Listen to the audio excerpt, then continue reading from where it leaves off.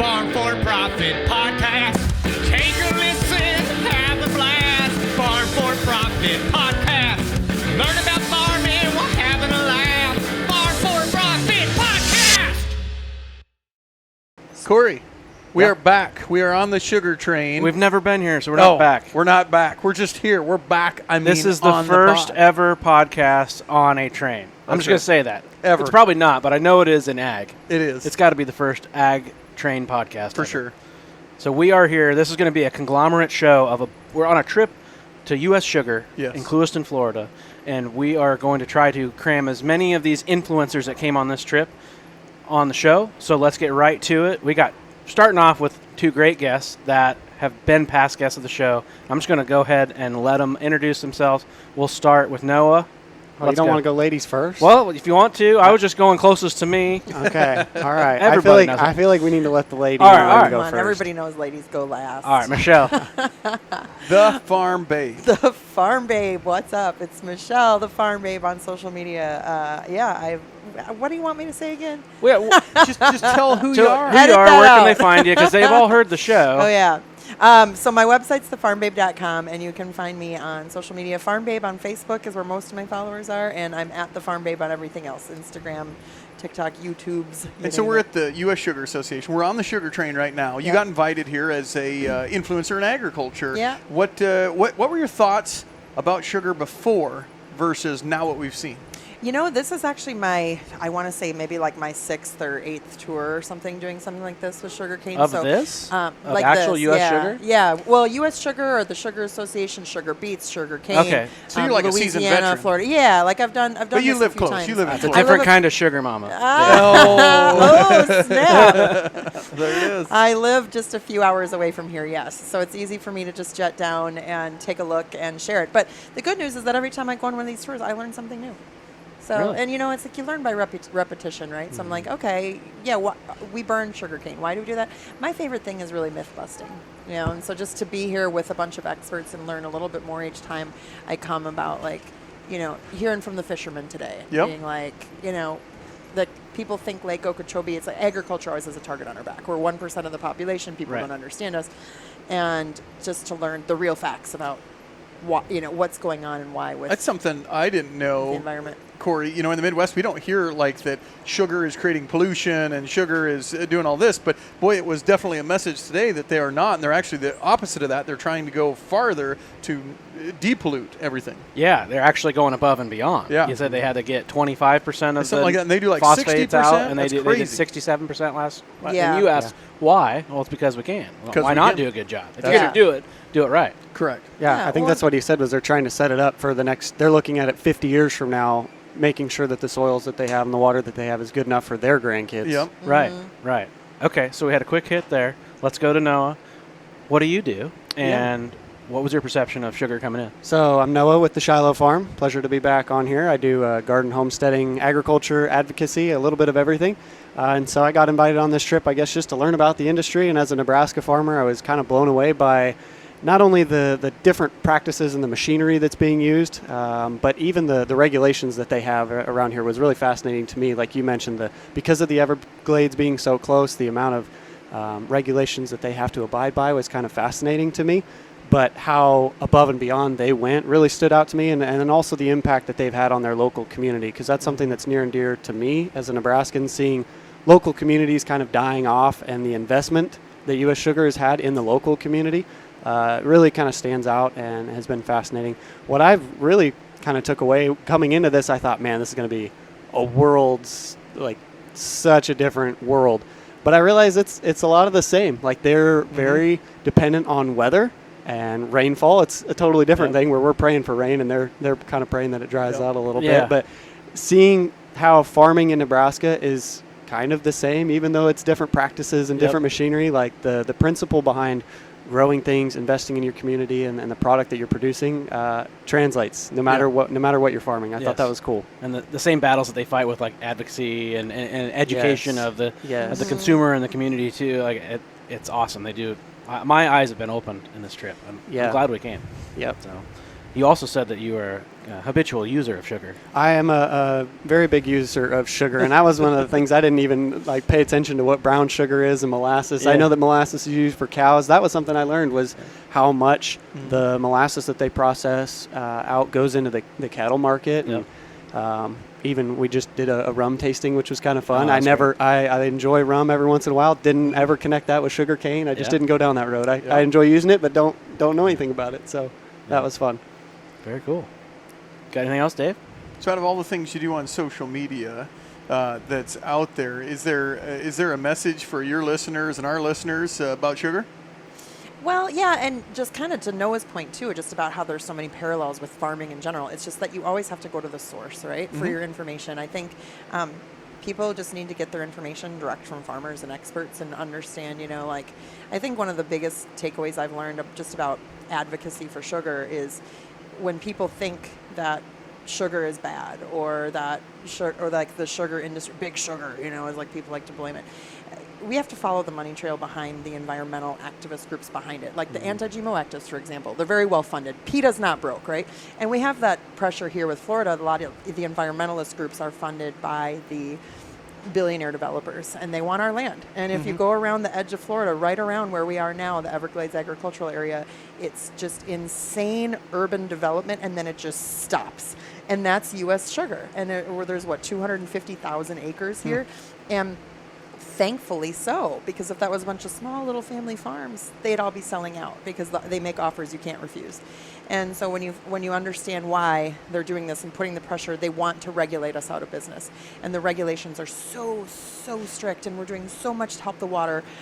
Farmers really are the true environmentalists, and I think it's important for people to understand that, get their information direct from the source, from the experts, from everybody that's here doing it.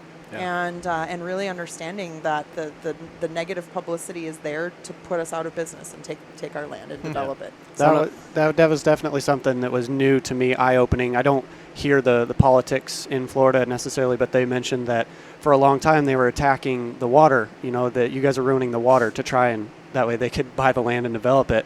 And they've done such a good job of changing the policies and their land practices to improve the water that now it's like, oh, well, you guys did a good job with water, but now you're polluting the air by burning this. And the idea that the carbon that you're putting off from burning and learning today, no, we actually have living plants year-round everywhere that's putting carbon back into the soil. Yes. They just Using keep CO2. changing the goalposts a little bit. Oh, you did that wrong. Oh, well, now you're not doing this wrong. And it's like, well, how about the cars that you have on the road when you develop a place and all that. Try putting the concrete jungle back into ag and let me know how that goes when we don't have enough to eat. Yeah. So I think God bless farmers. Everything that that we all put up with. I got to put up with you guys too. Pretty fun trip with a lot of influence. Yeah, this has been a really great trip. It is. Well, let's go grab some more influencers. All right. Influencers. We're going to switch it out. We'll be right back. Content creators. Yeah, that's what I'm going to go with. Let's go grab some more content creators. You don't influence Either anybody. one. No, we just interview Either them. one is fine. Yep. Thanks, guys. Thank you. All aboard the All Sugar aboard. Express. We're already aboard. We've already started, Tanner. Oh. You just weren't I here just when we showed started. up. Hey, I got my champagne in a glass. Yes, not my drink of choice usually, No. but I'm not going to turn down a cold bubbly. We do. Our guest is not. No, have not of age. champagne. She's been very good. She's actually been asked several times, and she turned it down. So Yes. kudos. It probably helps that your mom is here. Yes, it does. Yeah. That's true. So, Paige, welcome onto the podcast. This Thank is you our for pleasure. having me. We had a little bit of a conversation ahead of this to learn about you, but our listeners didn't get to hear that. So let's start off. Why don't you introduce yourself to our listeners? Who is Part-Time Paige? Well, my name is Paige Cruz, also known as Part-Time Paige or frontpaigeag. I started agriculture advocacy because of my passion in agriculture. I'm a 7th-generation cattle rancher who lives in South Florida, and my family owns and operates a cow-calf operation, primarily Beefmaster cattle. Because of my summers working on the ranch, I grew a passion for the agriculture industry as a whole, specifically cattle ranching. I'm also very involved in our FFA chapter, and I started online advocacy called frontpaigeag because of a nickname my grandfather gave me. And I spent so much time in my FFA journey that I became part-time Paige as well. I spend my time on social media, teaching in schools, public speaking, and I run my own website advocating for the best industry of all. How do you have time to go to school? Yes, another thing with part-time Paige, of course, I miss a lot of school because of my advocacy and FFA journey, but I'm also one of those kids that applies myself in the classroom. I take college classes, ACE classes, so those are high school classes, but you get college credit for them, just like dual enrollment. So I spend a lot of time either at the barn, advocating, or working on schoolwork. So your normal teenage life is definitely dominated by agriculture and schoolwork, but I seem to have fun throughout it all. That's good. So she's got a farm. She's from a farm right here in South Florida. What kind of cattle? You don't have Beefmaster cattle. Beefmaster. Yeah. Is that because it's so far south, like in the heat? Like they take heat better than So Beefmaster cattle are hybrid vigor cattle, which means they are part English breed, part American breed. So they have a Brahman influence in them, and Brahman cattle are known for their heat tolerance and pest resistance. So because of that influence in the Beefmaster cattle, they can tolerate Florida's harsh climate, hurricane season, all the pesky mosquitoes around here, but they also have the beef quality to produce really good steaks on your dinner plate. Yeah, the mosquitoes are like birds around here. Yes, sir, they are. Yeah, we thought Minnesota was bad. Man. No. So do they have a hump like a Brahma? Sometimes minorly, but most of the time not. They're primarily a red color, a deep red color. They have the leather or the jewel lap, which is found on their neck, and larger ears, which are the Brahman qualities. Got it. Very cool. So, but you didn't say sugarcane. No, my family has How far away is your farm from here, where we're at now? about an hour and a half. So we're the other side of the lake. Clewiston is on the west side of the lake, and we're on the east side of the lake. Okay. But no sugarcane. So it's No, sir. all cattle. Yes. Nice. My family started, my great-great-grandparents came down here on a wagon from Nebraska and started our small cattle operation. Smart. I would have left Nebraska too. I mean, that's the best route from Nebraska I've ever heard. We started a small cattle operation. They entered the land that is now used for our cattle operation by a small boat because water was sleet flowing across it. We dug dikes in different areas to now own and operate a larger cattle ranch. We grew citrus and did cattle, but we have never advanced into sugarcane. Advanced into sugarcane. Okay. So what is your perception? I imagine it's a little different than some of ours because we got people from California. One lady came in. She flew in from Alaska. She's not from Alaska, but Right. all over the country. What was your perception of sugar coming into this? I knew sugarcane was a huge economic contributor to Florida. I knew the scale at which it contributed to our economy and that Clewiston was the sweet town.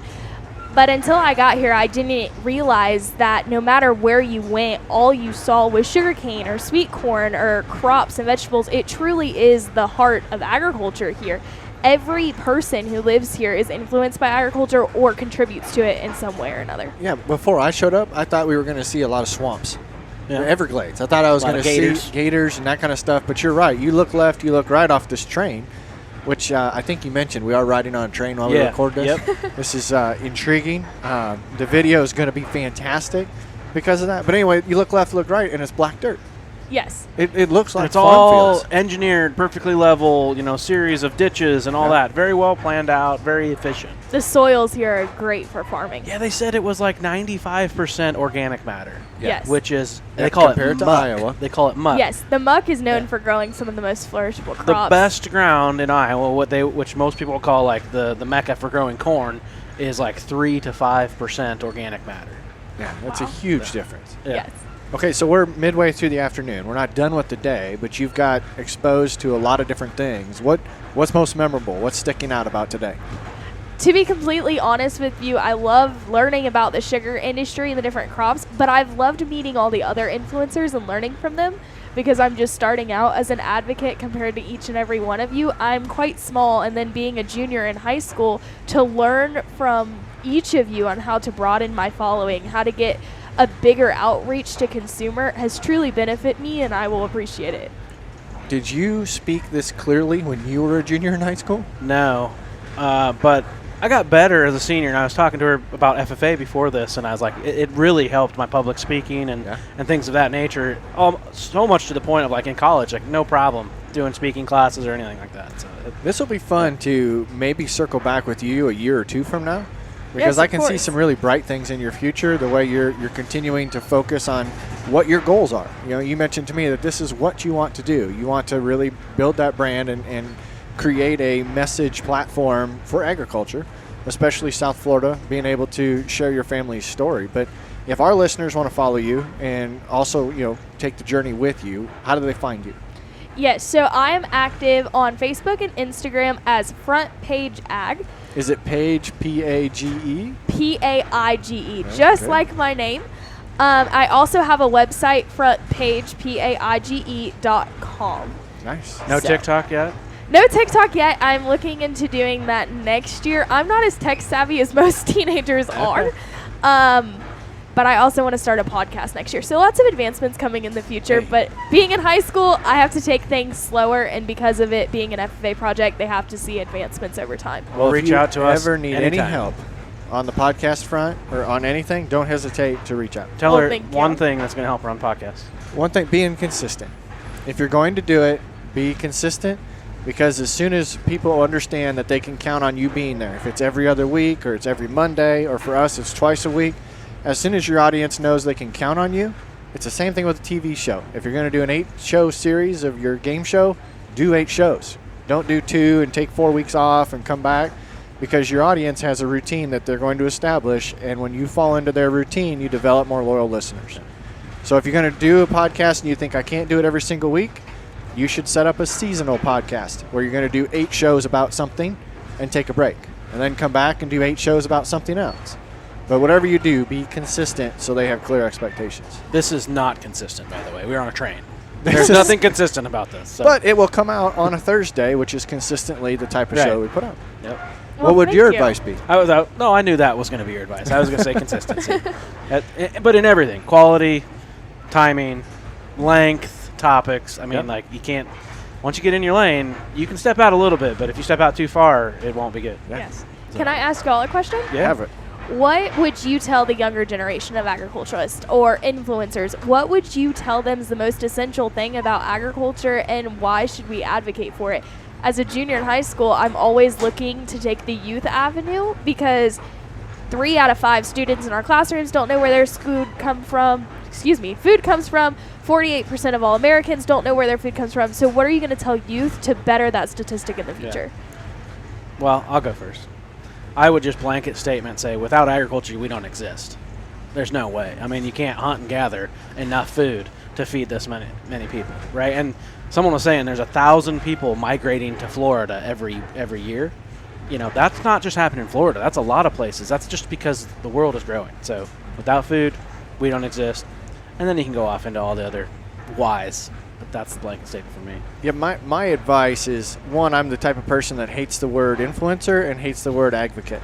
Okay. just because I don't feel I do any of that. I feel like I'm more of an educator. I like that. I'm not going to influence anybody, but I might be able to introduce them to a presenter or a speaker or someone that we interview that has an idea that allows them to do more research, but because we educated them, their decision was influenced based upon their own homework. I don't feel comfortable telling people, yes, you need to go buy this type of pickup truck because it is manufactured in the most sustainable way. No, I want to tell you that based upon our experience or what a guest said, we're going to give you the education. You can go out and get your own information and make your own decision. But my advice is you have to be entertaining, because you will not keep anybody's attention outside of agriculture if you are not entertaining. And that was the biggest growth moment in our podcast when Corey came to us and said, you guys are boring. You need to do something to make it more entertaining. Yep. Yeah, try to be more real. We try to almost, not be the cliche ag person. We try to almost be normal. Are we listening to a sports show or an ag show, right? Just be every day. Yeah. Yeah. Because that's our consumer, Yes. right? We're the 1%. We are. Yeah. Yeah. So I love this. I would Thank also you. say if Chevy does want to give us a truck, I will tell people that if they give us a truck, that's the best truck, right? I do drive a pretty cool truck. I Okay, can't there say we that. go. That's fair. That's fair. This was a pleasure, Paige. Yes. Thank you for having me. I look forward to having more conversations off the mic. I look forward to catching up with you down the road. I know our listeners are going to want to follow you because of how well spoken and how bright her future is going to be. Yep. Well, thank you. I appreciate that. Absolutely. All right, let's go grab the next person, or maybe a pair. I don't know. Let's see. do it. It's random. Okay, we're on to the next one. Went I and grabbed it, feel like we had to go all the way to the front of the train. and then off the train, and back onto the train, Then back on and the then we train. got him. Finally to get him. And this one's going to be a lot of fun because this man is here for a very specific reason, and I think it's a reason that you and I are going to enjoy. Yes, one of our favorite pastimes. One of our favorite pastimes. It is our pleasure to have Brian here. And Brian, for Awesome. our listeners, tell them a little bit about who you are, where they can find you, and why you're here today. Sure. So my name's Brian. I'm better known on Instagram as The Rum Champion, so at The Rum Champion. And rum is my full-time job. So I get to travel around, do cool things like this, where I get to just talk to people about rum. And it's a very niche career that I found myself in, but I just love the category, and I love promoting it and helping people understand there's more to it than just certain spiced rum brands. So you just drink rum all day? You're a professional alcoholic? Is that how that works? You know, when you guys come over, open invite coming over to LA, most of the bottles I have 420 from 67 countries. Because, yes, there's the rums from that many places. There's all maybe like, I don't know, a quarter top strength. Because I just can't get through them all. Like, my liver won't survive. So I invite people over. And like, most of the time now, I will tell people, oh, you like this? Here's the bottle. Get it out of my house. And my girlfriend's in the corner going, get it out of the house. Get it out of the house now. Just take this, please. Yeah, get Walk it out out the door right and there. then, the next day it's shipment comes in and there's more. And I go, sorry. We didn't set this up right. People don't just send us booze. No. And you're Certainly only a not- year into this, right? Just a little bit, yeah. So Just how a- did yeah. you get? Let's go back, wind it back. How Sure. did you get to the point where rum is your full-time job? Yeah, so it was really just a hobby. I threw a tiki party when, on the back end of COVID. Tiki party because I love going to tiki bars. I live in Southern California. So, it's the Hawaiian kind of theme and all that and the tropical cocktails, etc. I can't remember specifically why I wanted to throw the party, but I did, and then I wanted to make sure the drinks were right because I like being the host and I like making all these delicious cocktails. And then you learn a lot of these tiki drinks, like the Mai Tai calls for 2 rums, the Zombie calls for 3 rums. There's something called Navy Grog that calls for 3 no rums. idea. So yeah, there's something in the bartending world that I've recently learned called split bases. So I went from no rums to about 15 to throw this one rum party. Just to throw one party. Yeah, and I curated a menu. I had all my simple syrups and everything like that. And the whole time I was, the great thing about rum is blah, blah, blah, blah, blah. Then I had a bunch of rum because not everybody, going through 15 bottles of rum for 20 people is pretty damn hard, right? So, and then I started throwing monthly rum parties to get rid of the booze. And then every time I threw a party, I would go and find more rum that I wanted to try from different countries to really figure out what the difference between like a dark Jamaican rum and a Demerara rum. First of all, what the hell is Demerara? Right. And where is it? It's in Guyana. Guyana is the only English-speaking country in South America. Don't need to go down that rabbit hole. But as I started to do this, I had people encouraging me saying, why aren't you doing this on social media? And I'd always go, one of those influencers. I don't know if that's for me.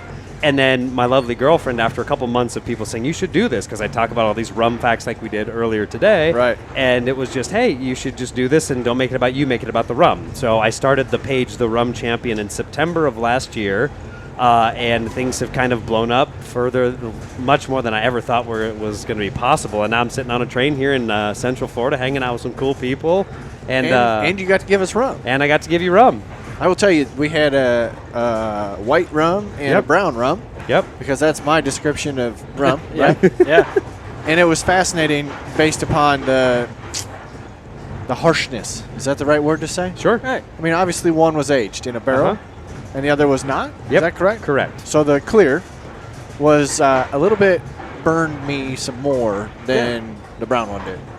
Yeah, a little more rubbing alcohol. But in the grand scheme of things for rum, just because it's clear doesn't mean it isn't smooth. Yeah, and just because it's clear doesn't mean that it's unaged as well, because sometimes you'll do this charcoal filtering, and then sometimes you'll do different kinds of filtering, and so yeah, it's way more complicated, but we're not going to get deep into the nerdiness Right. today. So because of rum, Yeah. is that what forced you to have to learn about sugarcane? Yeah, really, and so Because this- is that you can't make rum without sugar. Exactly. So one of the few parameters here in the U.S., because, whiskey is so well defined. It has to be from this region, it has to be this, this, and this. Yep. New American oak, blah, blah, blah. With rum, the only things that an association, the TTB, basically, it's who's regulating what it means to be a rum or whatever. So for rum, it has to be a byproduct of sugarcane, and it has to be at least 80 proof. If it's under 80 proof, so like Captain Morgan spiced rum, it's not really a rum, it's a spiced rum. So outside of that, it's pretty much the Wild West when it comes to rums that are either distilled in the U.S. or imported. And so there's one that I tried that's from Martinique, Naison or Nissen, if you will. It was an unaged agricole, and the one that we smelled that was unaged smelled pretty grassy. Yeah. It's the first agricole I ever bought, and I bought it because it was recommended in this book. I cracked the top of it, and at that point I'd only had like Captain Morgan white rum or like Bacardi silver, so odorless and whatever. And I put some in a glass, stirred it around, and took a big old inhale of, and I went, what is that? And then it was like, why does it smell like, and it just like, why does it smell like grass? And I had to look it up, and this was like 2 or 3 months into my rum journey. It's like, oh, sugarcane is part of the grass family. And then I took a second to pause from just tasting the different rums and saying, okay, you can do cane juice, you can do cane syrup, or you could do molasses. Right. And it's cane syrup also can be cane honey, and just really had to take a step back and learn how it's all done. And then you don't even get into things like sugarcane varietals. So in Hawaii, there's a few distillers where they have documented 35 different single cane varietals to where they're actually fermenting it and distilling each one of these so that you as a consumer can understand the difference between one that tastes super fruity, one tastes super grassy, one tastes like olive brine. So you can get the same notes out of this like you would a bourbon, a whiskey. Just if you become a connoisseur, you can pick up the differences. We were talking last night. He said, "Oh, you're a bourbon guy. I got the right set of rums for entry-level bourbon guys." Oh, yeah. That's right. Yeah, that's great. So, okay, so you know a lot about it before even showing up today, right? At least with the rum distillation process, sugarcane was something that I just saw as, it's the byproduct of the sugarcane plant. So, whatever that is. Yeah, and it just all I knew was the grass. It was grass and it's tall, and don't touch the leaves because it'll cut the hell out of your hand. Yeah. Outside of that, I didn't really know. And you're reading about it in a book, right? You can say, okay, they cut the cane, they burn it, they take the stalks, they press it, they refine it, they make molasses, and they get the molasses. Okay, but really, it's different once you see it. So coming here and just seeing, obviously, we saw the cane field, and that was just really cool to say. Wait a minute. So they're burning it. How are the stalks not being set ablaze? And it's just really cool to see the science of, okay, we know it's going to burn that so we can get a higher yield of bringing the cane in. And just even then going into seeing Sugar Mountain, for example. Oh, yes. Which, again, kind of it's like Space Jam. I didn't expect to be able to put it in my mouth. No, exactly. And they're like, can we eat this? Because, I mean, there was that weird disclaimer at the beginning of, well, it's raw sugar. We legally can't sell this. We legally can't sell it. And then all of us went, well, wait a minute. Is it, like, toxic? Like, why does it have to go refinement process? But that was really cool to just actually see it. And then, of course, you have the tractors going over it and everything like that. But, never really thought too much about sugar production until coming here today. I mean, I've been to distilleries, but the whole focus is, the cane is really just seen as a means to an end rather than focusing on how you grow it, what the varietals, what the soil is, how you actually till the earth and everything like that, which I never really realized until today. It's cool. So that was not my thought process of whether it was hazardous to me. I just thought, it's illegal. Now I want it more. They can't sell this. So, Corey's can I buy a bag of this? Corey's pockets are full of it. Like literally, he's walking around. Yeah, you can trace the trail just you want based on some pure sugar? You can't buy this anywhere. You get on the bus. You get on the bus and you know where Corey sits because there's a pile running out of his pocket. Yeah, soon there's going to be the Men in Black guys with the little flashy thing that, like, you never were here. You had a good time. You didn't take any sugar. There's no such thing as raw sugar. It's commodity, and you didn't have any. Have a nice day. I should hit save in case they do that to us. Do the flashy thing. I'm also loving this train atmosphere because not only now is it sunset, we've got weird shadows on our faces and the cameras and everything. The camera guys, but the poor camera guys are trying to stand up. He's just drunk. I love it. This is going to be some of the best. I want to take the time to personally thank you from coming from all the way across the country, and we came a long ways too. But you're not an ag. No. And this is the ultimate advocacy or advocacy, whatever you want to call it. Because last night we had an awesome conversation, several awesome conversations, and he literally was asking me about, you're from Iowa, corporate farms and Monsanto and all that, like all that kind of stuff, and we just had a great conversation. He's like, "Oh, it's not like that." We were bus seat buddies for most of the morning, and he's the same thing. I appreciate the genuine questions for sure of allowing us to just educate. I mean, we're by no means the expert farmers, but just to let you know that, this is a family business. This is a way of life. Yeah. And even just, you guys patiently answering even my silliest of questions of like, so it's basically you just take your fertilizer, you water, You put your seeds in, you water, and then the crops grow, and you get it, right? Yeah. Like, it's that easy. And then it's If like only. just hearing your guys' process, it's just like, wow, there's a whole nother side of this. And the reason why I love rum so much is you see the passion meeting the science of the end product. And then for you guys to basically take, the corn or the soybeans or whatever you're growing after generation of understanding what works and seeing that passion, combining it with science, is just really cool because, again, it starts with you guys on everything, not just rum, but feeding us and, keeping the country rolling. Everybody fed. Well, we wouldn't have, we'd be naked and hungry. without ag, right? And for the record, I did And not sober. say Monsanto. Well, yeah. I said that was- Monsanto. I put that in, which Yeah, isn't a that's us. company anymore. Yeah, It's Bayer. we're fine saying that. Okay, see, it's Bayer. Wait, like Bayer the aspirin? Yeah, they own that. No kidding. No, well, here it all comes. The more you know. All right. Oh, this has been a pleasure. Again, this is Cool. not enough time to dive in, but I'm glad that we have everybody's contact information because we can dive right back into it. But in the meantime, our listeners want to follow you and they want to maybe become rum connoisseurs. Again, plug your handle. How can they find you? So it's at The Rum Champion on social media. If you're in the Southern California area, I actually host Rum Curious Club events, in-person events at a few different bars in California. So hit me up, DM me, be like, what rum should I buy? And then 2 hours later, you'll leave going, no. What is, okay, Never. what if you've never had rum besides the Bacardi or the Captain, Sailor Jerry's, what is a great entry set of rum to get into? Yeah, so you probably want to lean on, and if it's Captain Morgan, Sailor Jerry, Kraken, you probably want to start with something a little bit sweeter, more palatable. So like a Diplomatico Reserva Exclusiva. These are rums that are distilled, and then after distillation, they add a little bit of sugar. So it's not quite as bitey as, the unaged one that we had. So a lot of people kind of start there. But then there's tequila people that kind of start with the white rum that we had because there's some of that earthiness. And then there's bourbon drinkers that start with something like Privateer rum out of Boston because it's new American oak aged. Yeah, Privateer. So it depends, but yeah, I'd say like Diplomatico, Reserva.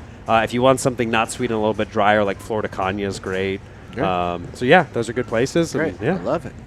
What's your favorite rum? Oh, it's like picking a kid. I know. And a kid that, there's 80 of them, right? Or like hundreds and thousands of them. I could give you maybe like top 3 distillers that I really like. So Privateer, great American rum. If you've never heard of them, look them up. I really like Foursquare rum out of Barbados. They're really good. And then to say it in the French way, Naisson. It looks like Nissan out of Martinique. They're doing some really, really cool cane juice things. Yeah. Wow. So after a couple more years of this, you said after you get some FU money, you're going to take us and a bunch of probably all the influencers here, and we're going to sail around the world and try rum from different places. Exactly. Cool. So yeah, we'll get something that can have 150, 200 people, and you just start in the Caribbean, right? And you do all the Caribbean islands, and it's not like the cruise where you get there and you have 6 hours. It's like, what am I going to do in 6 hours in Martinique or Barbados or wherever? But this would be you hop on, you're there for like a month or two. Or less, or more, and then you just jump back on when we have a quorum and everybody votes and says, "Yep, cool." And then you kind of either go down South America, do cachaça in Brazil, that's cane juice rum in Brazil, and then you can go over to Asia, like Southeast Asia, like the Pacific, like Fiji, Vanuatu, Philippines, Indonesia, Taiwan. It's endless, and then we could go through Madagascar, Seychelles, Réunion, South Africa, and then kind of come back and then hit some of the distilleries in the island of Madeira outside of Portugal. There's a rum distillery. There's a rum distillery in the Netherlands. So yeah, worldwide rum tour. Wow. What are we going to say? 2025, 2026? Yeah, there you go. Well, I mean, if your projections better than we do for FU money. So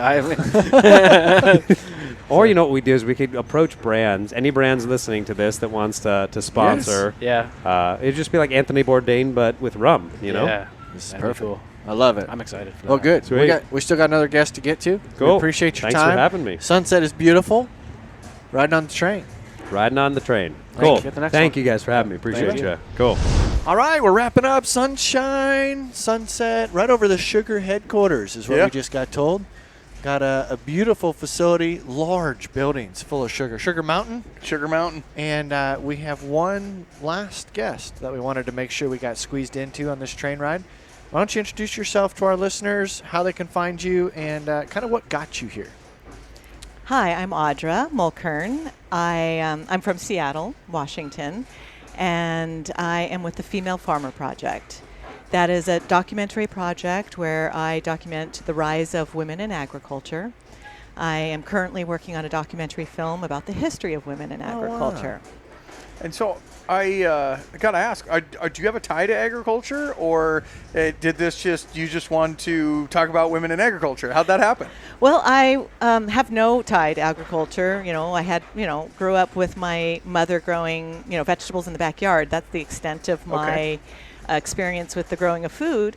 But one day I was at the farmer's market, and I just happened to kind of take a step back out of sort of that busy corridor, and I was just watching the women behind all of the, the tables. I was just kind of watching everybody move around and, talk to each other, and that's when I realized that they were all women. And it made me stop and think about why I was paying attention to that. Why did it all of a sudden become visible to me? Yep. And so I spent, a few months just really researching it, trying to figure out and unpack that. What have I just sort of bought into that, and these are women that I knew. They were my neighbors. I, had potlucks with them on a regular basis. But yet there was that moment where I realized that something was happening. Now, this is about 10 or 11 years ago.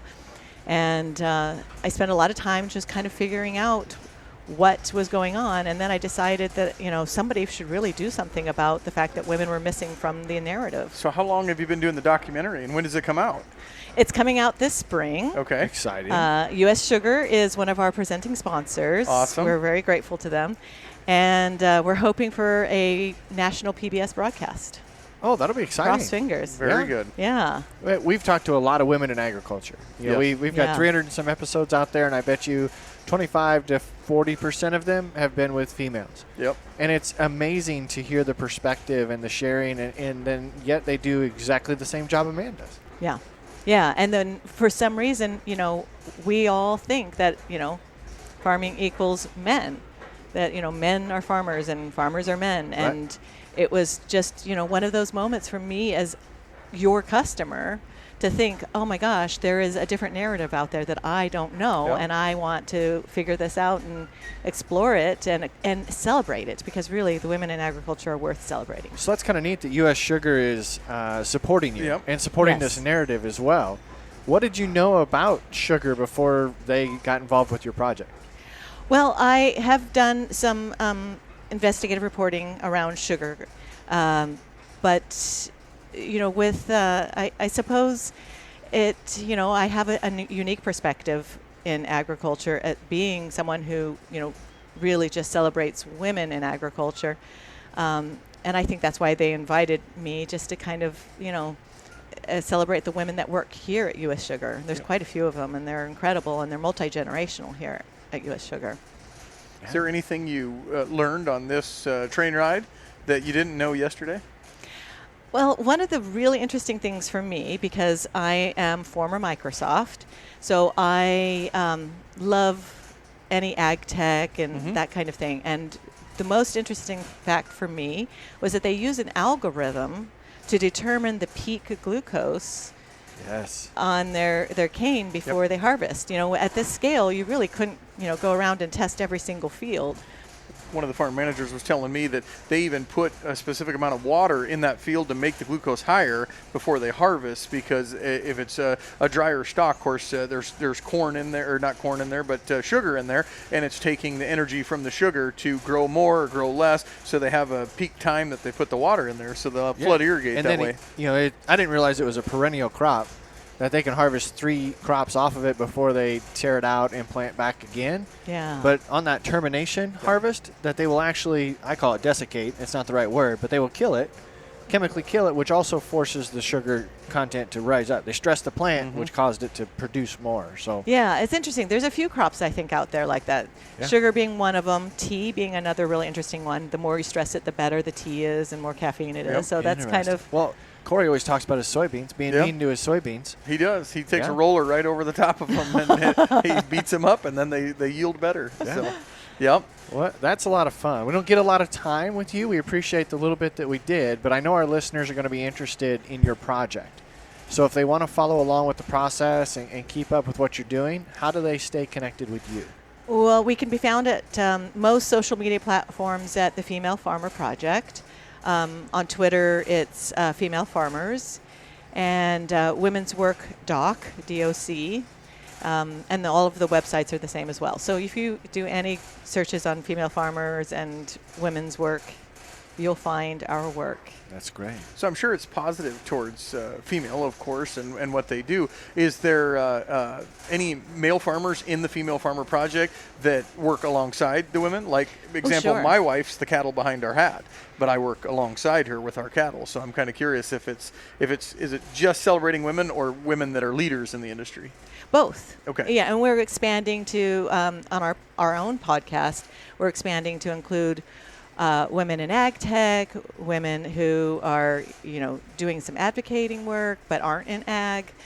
We're trying to, be very inclusive in our storytelling. Tanner, That's I awesome. think it might not just be a farmer thing. So I'm in the auction industry, and the largest growing, have you ever heard of a female auctioneer? Not a lot of people have, but the largest growing demographic in auctioneering is female. The largest growing demographic in agriculture is women. There you go. That's cool. There you have it. And New story. What a great way to wrap this up. Yep. We're pulling into the station, literally pulling into the station. Pulling into the station now. Slowing down. So thank you What a again great day. for hanging out. Yeah, And thank I you can't for wait to inviting put the me. whole episode together. Should be a great one. Thanks, guys. You bet. Thank you.